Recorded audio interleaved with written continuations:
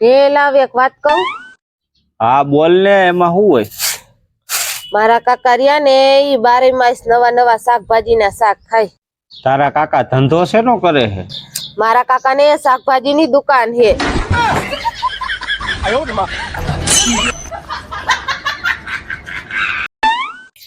વાવ, આ તો રામનો એમ છે.